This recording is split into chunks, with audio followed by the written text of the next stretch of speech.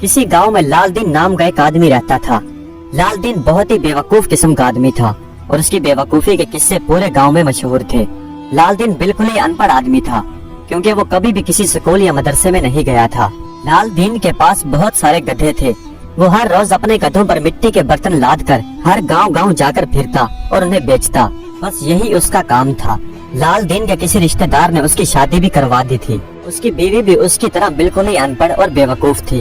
दोनों बेवकूफ मियाँ बीवी की जोड़ी पूरे गांव में मशहूर हो चुकी थी। एक दिन जब लालदीन अपने गधों पर मिट्टी के बर्तन लाद कर गाँव में बेचने के लिए गया तो उसने एक घर से आवाज सुनी। कोई कह रहा था, अरे मैंने तो अच्छे को गधे से इंसान बना दिया, तो तू क्या चीज है। लालदीन उस आदमी की बात सुनकर बहुत हैरान हुआ और दिल ही दिल में सोचने लगा, लगता है ये आदमी तो बड़ा पहुंचा हुआ है, वरना कौन किसी इंसान को कोई गधा बना सकता है। इसका तो दीदार करना चाहिए। ये सोचकर लालदीन ने मकान के अंदर झांका तो वही आदमी फिर बोला, अरे गधो, अपना मन लगाकर काम करो वरना तुम्हें मुर्गा बना दूंगा। दरअसल वो एक मदरसा था जिसमें एक मौलवी साहब बच्चों को पढ़ा रहे थे। लेकिन लालदीन ने दिल में सोचा कि ये आदमी कितना पहुंचा हुआ है, ये तो किसी को भी मुर्गा बना सकता है। ये सोचकर लालदीन वापस अपने घर की तरफ चला और सोचने लगा कि चलकर ये सारी बात अपनी बीवी को बताऊंगा। हो सकता है ये कोई ऐसी राह निकाले कि जिससे हमारे सारे दुख दर्द दूर हो जाएं। घर पहुंचकर लालदीन ने सारी बात अपनी बीवी को बताई। बेवकूफ बीवी ने अपने शौहर की बात सुनी तो वो कहने लगी कि हमारे घर में इतने सारे गधे हैं, इनकी देखभाल के लिए भी कोई नौकर चाहिए, तो क्यों ना हमें गधे को उस आदमी को देकर उसे आदमी बनवा ले। इस तरह से हमारी जिंदगी में सुकून आ जाएगा और हमारे गधों को वही आदमी संभाल लिया करेगा। लालदीन को अपनी बीवी की ये बात बहुत पसंद आई।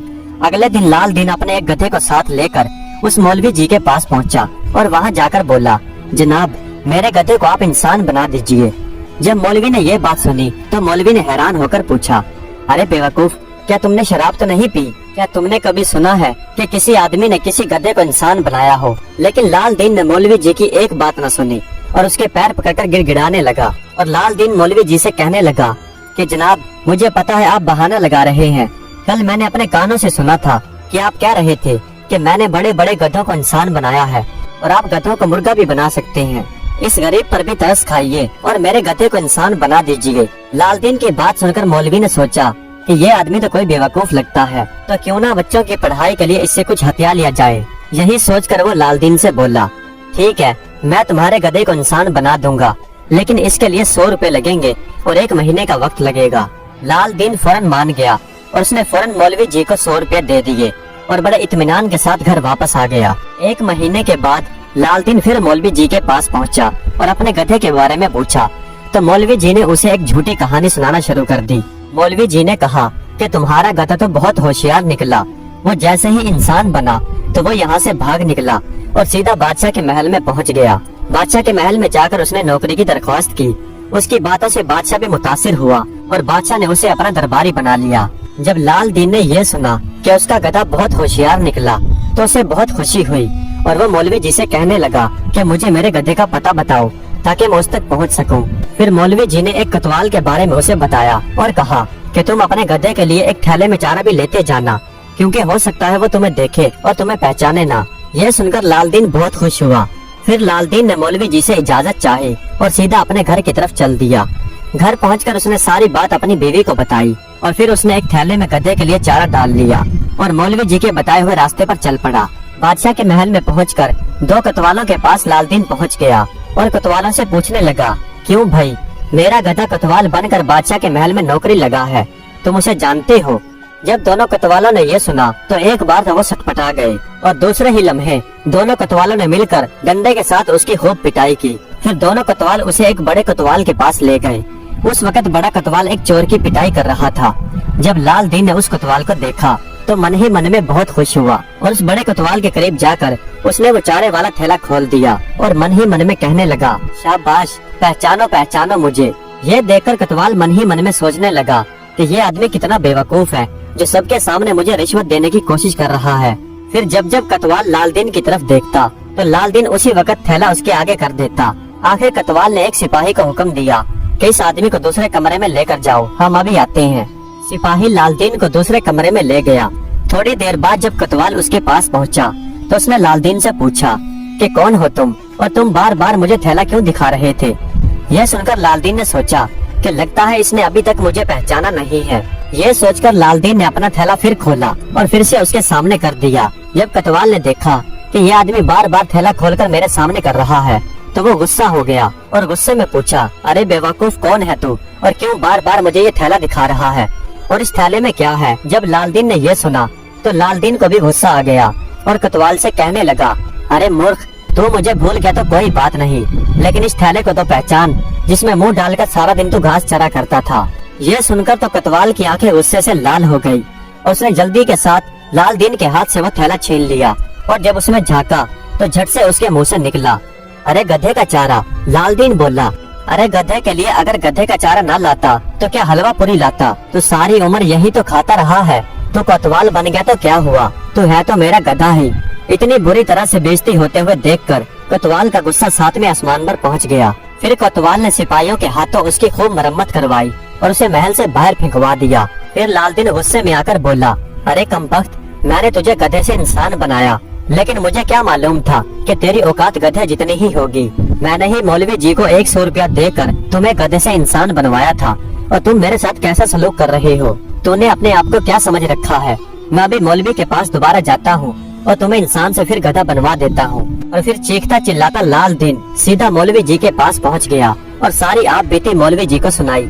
मौलवी जी ने जब ये सुना तो मन ही मन हंसते हुए बोले, जब कोई गधा ज्यादा पढ़ लिख जाता है तो उसका इसी तरह से दिमाग खराब हो जाता है। लालदीन ने कहा, अरे भाड़ में गई ऐसी पढ़ाई लिखाई। मौलवी जी, मैं उसे फिर से गधा बनवाना चाहता हूँ, आप उसे गधा बना दीजिए। मौलवी जी ने कहा, ठीक है, लेकिन उसके लिए 200 रुपए लगेंगे। ये सुनकर लालदीन फौरन राजी हो गया और बोला, पैसे की कोई फिक्र नहीं है, लेकिन उसकी अकल ठिकाने में जरूर लगाऊंगा। ये लीजिए पूरे 200 रुपए। मौलवी जी बोले, अच्छा ठीक है, कल आकर अपना गधा वापस ले जाना। फिर लालदीन वहाँ से चला गया और अगले दिन मौलवी जी ने वो गधा फिर से अपने घर के बाहर बांध दिया। फिर जब लालदीन मौलवी जी के घर के पास पहुँचा और उसने अपना गधा बंधा हुआ देखा तो गधे की रस्सी खोलकर हाथ में पकड़कर गधे से कहने लगा, क्यों वे गधे, मेरे 300 रुपए खर्च करवा कर आ गई तेरी अकल ठिकाने। अब जरा घर चल, अब डंडे के साथ रोज तेरी खातिरदारी किया करूँगा। फिर उस दिन के बाद लालदीन ने कभी गधे को इंसान बनाने की कोशिश नहीं की। लालदीन के गांव में ही रामू नाम का एक लकड़हारा रहता था। वो बहुत मेहनती आदमी था। वो सारा दिन जंगल में लकड़ियां काटता और फिर राजा के महल में पहुंचा देता। उसका काम यही था कि जंगल से लकड़ियां काटना और फिर राजा के महल में पहुंचा देना, और उससे उसे जो कुछ भी मिलता वो उससे अपना और अपने छोटे से बेटे सुंदर का पेट पालता था। एक दिन रामू जंगल में लकड़ियां काटने के लिए जा रहा था कि उसकी अचानक एक पत्थर के साथ ठोकर लगी और वह जमीन पर जा गिरा। दर्द से रामू के मुंह से चीख निकल गई, लेकिन वह बहुत ही सब्र और हिम्मत वाला आदमी था। उसने मन ही मन में सोचा, अगर ये पत्थर ऐसे ही रास्ते में पड़ा रहा तो हो सकता है कोई और भी ठोकर खाकर गिर जाए, तो क्यों ना इस पत्थर को यहाँ से हटा दिया जाए। रामू ने यह सोचकर उस पत्थर को वहाँ से हटाया। जैसे ही पत्थर हटा तो उस पत्थर के नीचे से एक बहुत बड़ा सांप निकलकर उसके सामने आ गया और उसने पलक झपकते ही रामू को डस लिया। सांप इतना जहरीला था कि सांप के डसते ही रामू उसी वक्त मर गया। उसकी बीवी का इंतकाल बहुत अरसा पहले हो चुका था। अब उसका छोटा सा बेटा सुंदर इस दुनिया में अकेला रह गया था। अब सुंदर को ना दिन को आराम था और ना रात को, बस हर वक्त वो रोता ही रहता था। लेकिन ऐसा कौन सा इंसान था जो उसकी देखभाल करता। लेकिन खुदा ने उसके लिए कहीं न कहीं से रास्ता निकाल दिया। राजा के दिल में उस बच्चे के लिए रहम आ गया। उसने एक दूसरे लकड़हारे को हुक्म दिया कि तुम उस बच्चे की देखभाल करो और इसके लिए जितना भी खर्चा होगा वो मैं तुम्हें दूंगा। यह सुनकर लकड़हारा राजी हो गया, क्योंकि खुद उसके पास कोई काम नहीं था, और वह लकड़हारा इस बात से भी ज्यादा खुश था क्योंकि उसका कोई बेटा नहीं था। अब उसने रामू को अपना बेटा बना लिया था और वो रामू को अपने बेटे की तरह ही पालने लगा। रामू को उसने लकड़ी से चीजें बनाना सिखा दी, जैसे लकड़ी के कंघे, लकड़ी के बर्तन। वो इन चीजों पर इतनी बारीकी के साथ काम करता जिससे बर्तनों की और सामान की खूबसूरती और भी ज्यादा बढ़ जाती थी। छोटा सा सुंदर लकड़हारे के साथ रहता था और वो लकड़हारे को ही अब अपना बाप समझने लगा था। उस लकड़हारे के पड़ोस में एक कुम्हार रहता था जिसकी एक खूबसूरत सी बेटी थी जिसका नाम था कमला। वो दोनों एक साथ ही रहते थे और एक साथ ही खेला करते थे। एक दिन की बात है कि कमला एक पानी के कुएं पर पानी भरने के लिए गई तो अचानक उसके हाथ से रस्सी छूट गई। ये देखकर वो जोर जोर से रोने लगी कि इतनी ही देर में सुंदर वहाँ पर घूमता फिरता आ निकला। उसने कमला को रोते हुए देखा तो उसने कमला से पूछा, अरे कमला, तुम रो क्यों रही हो? फिर कमला ने अपने आंसू साफ करते हुए उसे बताया कि मेरे हाथ से रस्सी छूटकर कुएं में गिर गई है अब मेरी माँ मुझे बहुत मारेगी। सुंदर ने ये सुना तो वो मुस्कुराते हुए बोला, तुम इसी काबिल हो, तुम्हें तो मार पड़नी ही चाहिए। फिर कमला बोली, क्या सुंदर तुम मेरा रस्सा निकाल कर नहीं दे सकते? सुंदर बोला कि एक शर्त पर तुम्हारा रस्सा निकाल कर दे सकता हूँ। कमला ने पूछा कि वो क्या शर्त है? फिर सुंदर ने कहा कि तुम मुझसे शादी कर लोगी। कमला बेचारी सीधी सादी और भोली भाली थी, उसे क्या पता था कि शादी किसे कहते हैं। वो ये समझी कि ये भी गुड्डा गुड्डी के खेल की तरह कोई खेल होगा।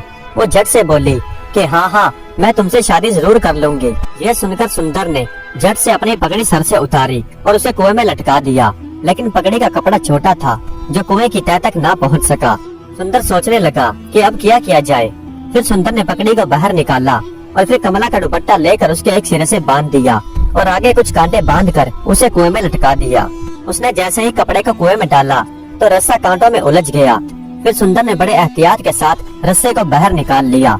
कमला ने जब अपने रस्से को देखा तो वो बहुत खुश हुई और फिर जैसे ही वो अपने घर की तरफ भागने लगी तो सुंदर ने उसका हाथ पकड़ लिया और कहा, तुमने मुझसे वादा किया था कि तुम मुझसे शादी कर लोगी। आओ अब अपना वादा पूरा करो, उसके बाद ही घर जाना।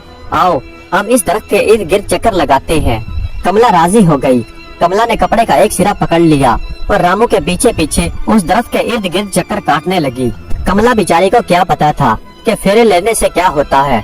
इसी तरह फिर वक्त गुजरता रहा और कमला अब जवान हो चुकी थी और उसकी खूबसूरती के चर्चे दूर दूर तक फैल गए थे।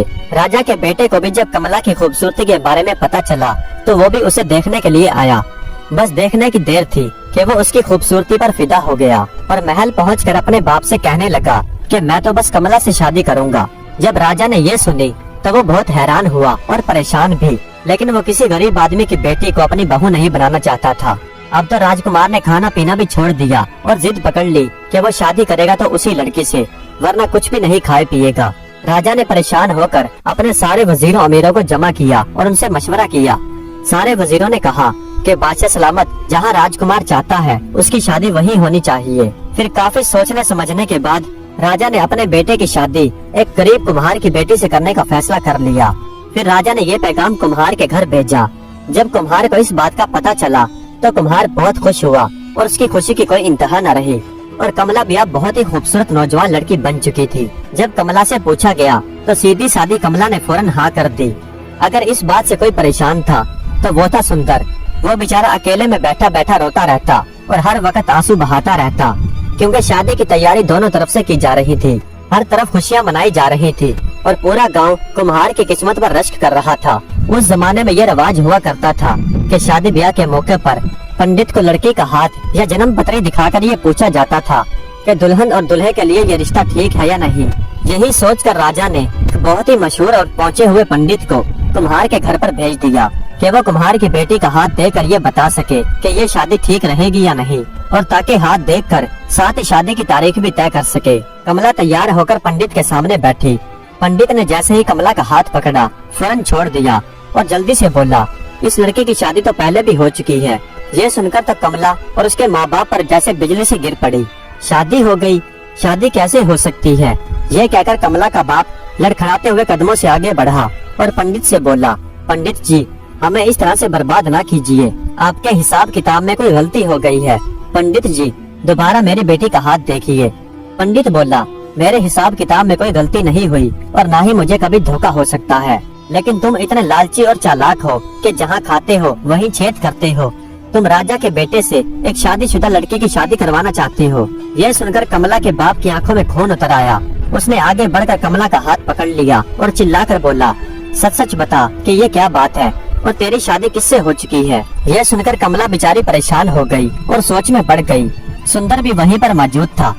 कमला ने सुंदर की तरफ देखा और अपनी उन्हीं पुरानी बातों को याद करने लगी जो जो उनके साथ हो चुका था। कमला को सब कुछ याद आ गया, वो बचपन का गुजरा हुआ सारा वक्त कि किस तरह उसने सुंदर के पीछे पीछे उस दरख्त के गिर्द कपड़ा पकड़कर चक्कर लगाए थे। शर्म के मारे कमला की आंखें झुक गई और फिर उसने रोते हुए सारी बात पंडित जी के आगे कह दी और कहा, पंडित जी लेकिन वो तो एक खेल था, बचपन का खेल। यह सुनकर पंडित अपनी जगह पर खड़ा हो गया और बोला, बेटी शादी ब्याह कोई खेल नहीं होता, ये तो एक बंधन होता है, एक पवित्र बंधन। कमला का बाप करीब खड़ा गुस्से में कांप रहा था। उसने सुंदर से कहा, सुंदर तुमने ये अच्छा नहीं किया। बेचारा सुंदर चुपचाप खड़ा ये सब कुछ सुन रहा था और देख रहा था। फिर कमला का बाप बोला, सुंदर, कमला का हाथ पकड़ और यहाँ से दफा हो जा। मैं तुम दोनों की शक्ल नहीं देखना चाहता। जाओ तुम दोनों ये गांव छोड़कर कहीं दूर निकल जाओ।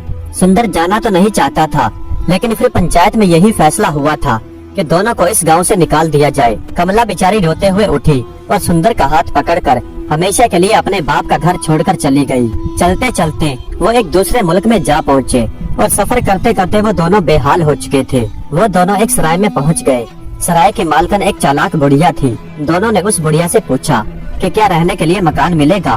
बुढ़िया बोली, मिलेगा क्यों नहीं, बस किराया दो और खाने पीने का भी पैसा दो और जितने दिन चाहो यहाँ पर रहो। सुंदर बोला, अरे अम्मा, अभी मेरे पास पैसे तो नहीं है, लेकिन मैं कमा धमा कर तुम्हें पैसे देता रहूंगा और तुम्हारा हिसाब चुकता करता रहूंगा। बुढ़िया ने पूछा कि तुम क्या काम करते हो। सुंदर ने बताया, मैं लकड़ी के सामान बनाता हूँ और उन पर नक्काशी करके उन्हें और भी खूबसूरत बना देता हूँ। बुढ़िया ने कुछ देर तो सोचा, फिर बोली, अच्छा तुम ऐसा करो कि तुम जो कुछ भी बनाया करोगे वो मुझे दे दिया करना। मैं खुद उसे बेचूंगी और पैसे अपने पास रख लिया करूंगी और जो कुछ भी उनमें से बचेगा वो तुम्हें दे दिया करूंगी।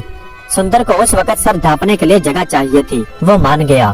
फिर बुढ़िया ने उन दोनों को रहने के लिए एक कच्चा सा कमरा दे दिया। दोनों अब मियाँ बीवी उसी में रहने लगे। सुंदर अब काम करने लगा। वो लकड़ी के बर्तन बनाता और फिर उन पर बेहतरीन नक्काशी करता और बुढ़िया के हवाले कर देता। बुढ़िया वो सामान लेती और बाजार में ले जाकर बेच देती और सारे पैसे अपने पास रख लेती। सुंदर जब बुढ़िया से पूछता कि वो सामान कितने का हुआ, तो बुढ़िया कह देती कि वो सब कुछ तुम्हारे हिसाब में बराबर हो गया। एक दिन कमला ने सुंदर से कहा, हमारे बदन पर जो कपड़े थे वो फटकर छितड़ा बन चुके हैं। अब हमारे पास इतने भी पैसे नहीं बचते कि हम अपने लिए नया कपड़ा ले सके। ऐसे तो काम नहीं चलेगा। अगर यहाँ पर हमारा कोई काम नहीं बनता तो हम कहीं और चलकर रहते हैं। सुंदर ने ये सुना तो वो दोनों कहीं और जाने के लिए तैयार हो गए। जब बुढ़िया को इस बात का पता चला तो वो परेशान हो गई कि आमदनी का एक जरिया तो बना है, अब वो भी बंद हो जाएगा। उसने कमला को अकेले में बिठाकर समझाना शुरू कर दिया। उसने कहा कि तुम कहीं भी चले जाओ, तुम्हें बर्तनों का रेट तो यही मिलेगा। तुम सुंदर से कहो कि अगर ज्यादा दाम चाहिए तो वो जंगल में जाए और संदल की लकड़ी लेकर आए, उसका सामान बनाकर उन पर नक्शे बनाए, उनसे तुम्हें ज्यादा दाम मिलेंगे। फिर दोनों मियाँ बीवी ने अकेले में कुछ सलाह मशवरा किया और काफी देर सोचने समझने के बाद ये फैसला किया कि कहीं और जाना बेकार है। अगर काफी जिल्लत और मुश्किलात उठाने के बावजूद भी उनका कुछ नहीं बना तो उनका क्या होगा। इसलिए उन्होंने फैसला किया कि कहीं और जाने से बेहतर है कि वो यहीं पर रहें और संदल की लकड़ियों के सामान बनाकर बेचें। फिर सुंदर ने बुढ़िया से पूछा कि संदल की लकड़ी कहाँ पर मिलेगी। फिर बुढ़िया ने सुंदर को जंगल का पता बता दिया और बता दिया कि इस शहर से थोड़े ही दूर फासले पर जंगल है। अगले दिन सुंदर सुबह सवेरे ही जंगल में जाने के लिए तैयार हो गया। फिर सुंदर उस जंगल की तरफ रवाना हो गया।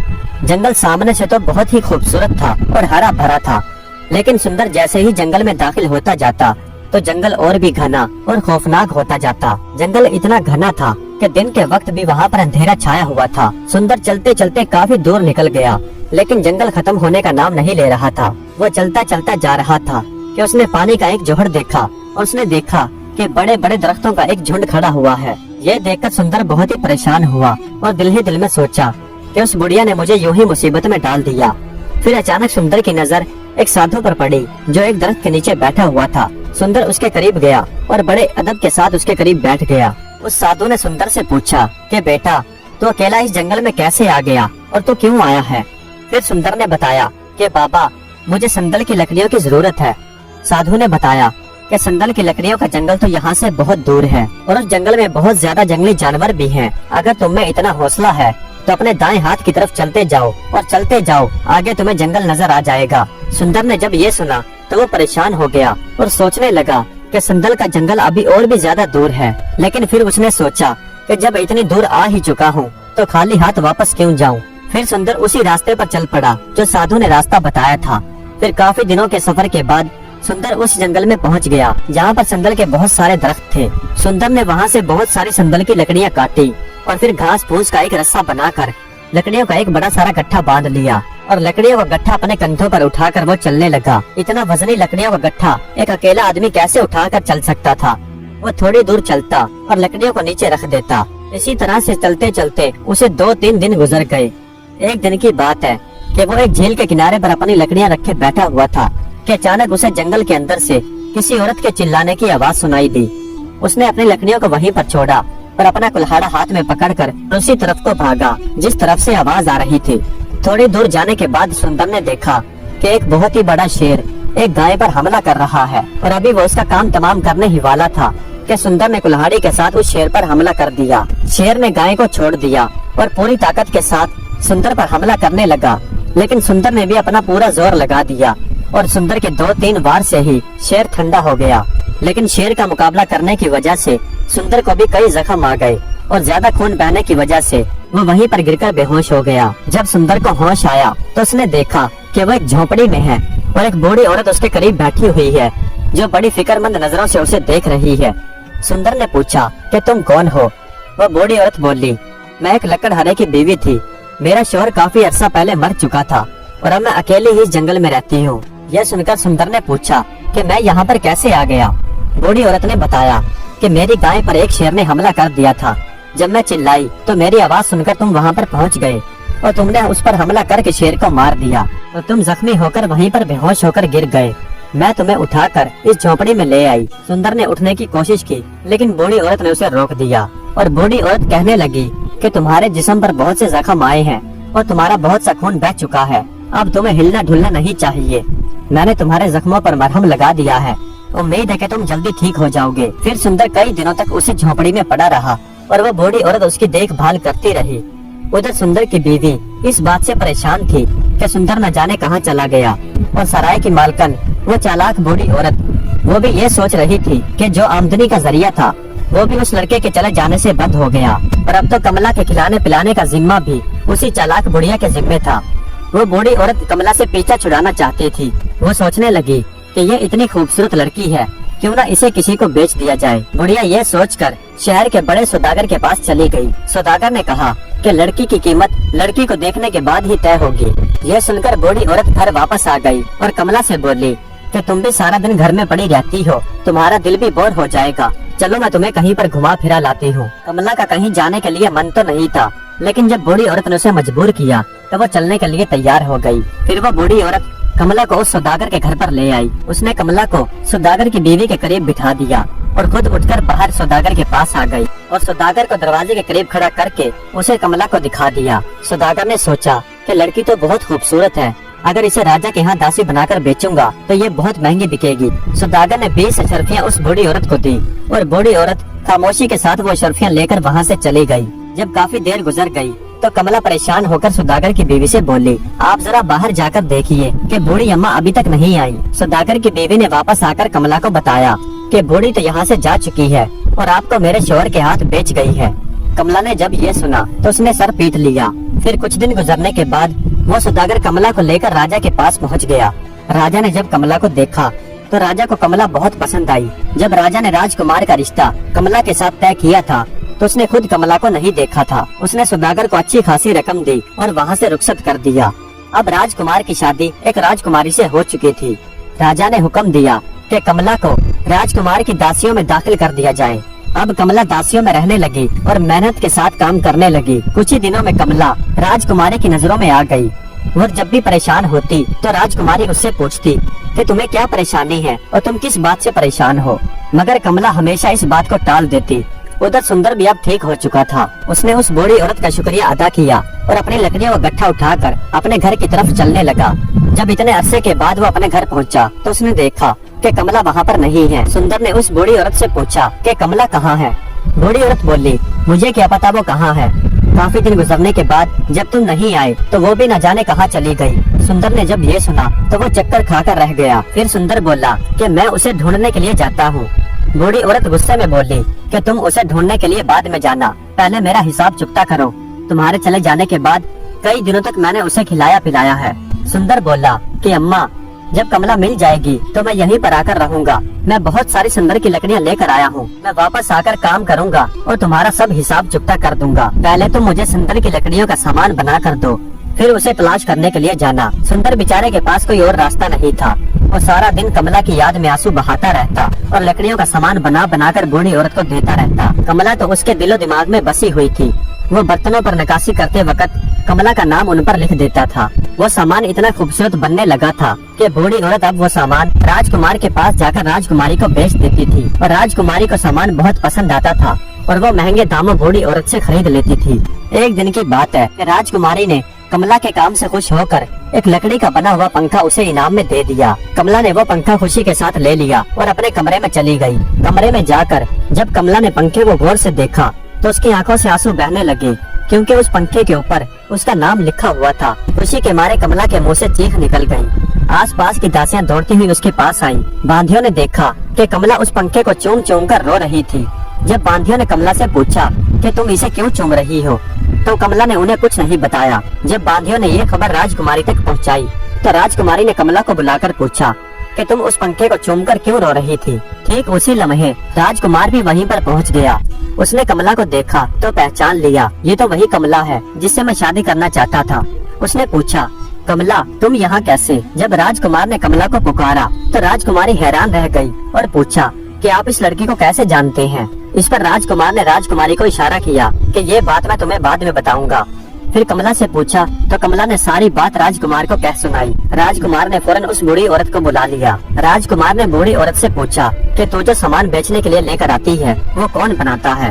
बूढ़ी औरत ने पहले तो इस बात को टालना चाहा, क्योंकि उसे डर था कि कहीं राजकुमार सुंदर को अपने पास न रख ले और उसकी आमदनी का जरिया बंद न हो जाए। लेकिन जब राजकुमार ने उसे डराया धमकाया तो उसने सब कुछ बता दिया कि मेरे सराय में एक नौजवान लड़का ठहरा हुआ है जिसका नाम सुंदर है, वही मुझे ये सामान बना कर देता है। जब राजकुमार ने ये सुना तो फौरन सुंदर को अपने महल में बुला लिया। फिर कमला को भी वहीं पर बुलाया गया। जब कमला ने अपने शौहर को सामने देखा तब वो उसके गले लग गई और दोनों जोर जोर से रोने लगे। फिर राजकुमार ने एक एक करके सारी बातों का राज खुलवाया तो उसे पता चला कि उस बूढ़ी औरत ने किस तरह से चाल चल के सुंदर और उसकी बीवी कमला को लूटा है। फिर राजकुमार के हुक्म पर उस बूढ़ी औरत को धोखाधड़ी के इल्जाम में उसे कैद में डाल दिया गया और उस बूढ़ी औरत ने सुंदर के बनाए गए सामान से जितना भी पैसा कमाया था, जो कुछ भी कमाया था, वो सब सुंदर के हवाले कर दिया और राजकुमार ने अपनी तरफ से भी बहुत सारा इनाम सुंदर को दिया। और फिर इस तरह दोनों मियाँ बीवी हंसी खुशी अपनी जिंदगी गुजारने लगे। प्यारे दोस्तों, उम्मीद करता हूँ कि आज की ये कहानी आपको पसंद आई होगी। अगर वीडियो अच्छी लगी हो तो कमेंट्स में अपनी राय का इजहार जरूर कीजिएगा। हमारे चैनल को सब्सक्राइब कर दीजिएगा। वीडियो देखने का बहुत बहुत शुक्रिया।